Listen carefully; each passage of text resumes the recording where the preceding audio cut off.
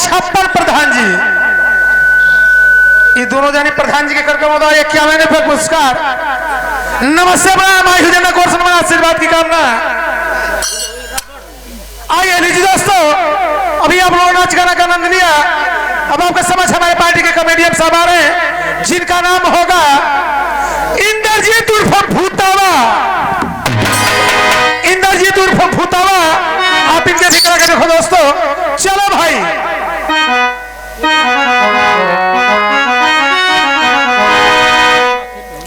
Hello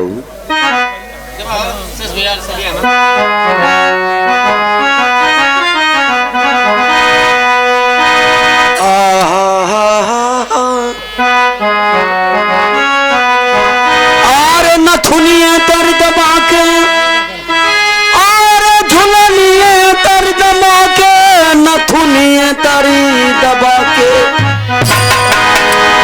900 गुंडा मर गईले झुलनिए तरी दबा के।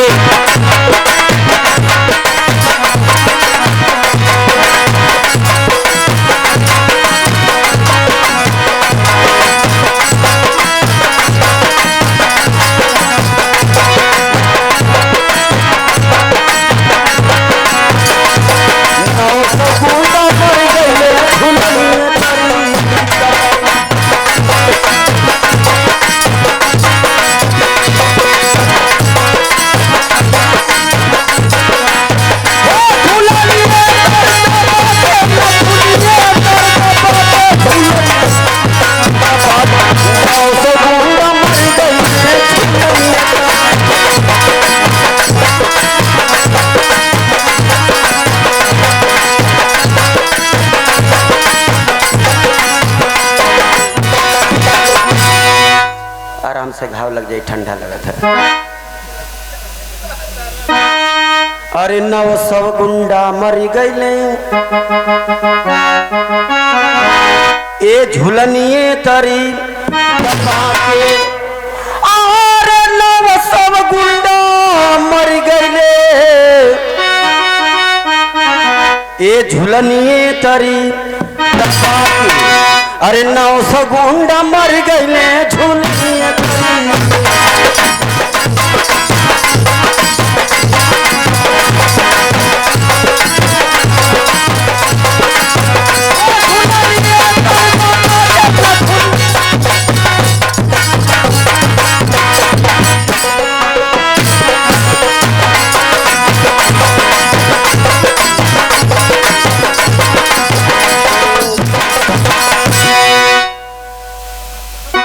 सोने की थाली महुरे के परोसली।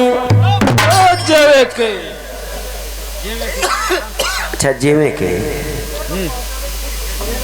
मिस्टेक हो गया था सब।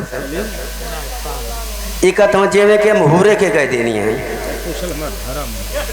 मतलब जे एजाल ललोही जे भी आमंत्रित रही भोजन करे खातिर, भोजन जे कैले हुई कह ले, आ जे ना कैले हुई इसमें तो क्यों बकियो ना हुई। एक आदमी बाकी हो जन दवाई लेके गिरल ललोही, अब उठिया तो बउआ के कहीं अरे मतलब सब खा के चल गल, अभी मुँह खैली ना। आ गीत के माध्यम से यह संकेतो होता हम हुरे के कह देने कथम जेवे के मास्टर साहब काम एक गो यूजे के 4-5 प्रकार से कर लेला मास्टर साहब। कमवा एक गो है। अगर सुबेरे का माता बहने अगर खाना बना लेनी तो आदमी के पीछे लग जानी। कल सिंटुआ का पापा आज सौकेरे खाना बनौले फर दे बरस कह के खाना के खाला। अगर तनी भर लेट होला तो कहनी बउरा का कर थवा हो, का कर थवा ना खैतबा तो चल के कहना हुरी ले थवा। 11 बज जाला तो मेहरारू लोग गोसिया जाली, तुरंत कहनी कुत्ता हवा बेहया। सौकेरे खाना बनौली है कि बरस के खाना के खा लेबा, 11 बज गल का कर थवा। अगर ना हुरबा तो चल के अड़साइला, 3 गोगल चौथ के बेर में कहे ना अड़सैबा तो चल के ढकेलीला, आ ना ढकेलबा तो चल के उल्टा ना बोले लेला। ई जौन कहला जेला कमुआ एक गो यूज कई प्रकार से कर जाला। सोने की थाली, अरे मुझे में के परोसली और जेवना नजे में और भगेला रिसियाई के 900 गुंडा मर गई ने झूलनी तरी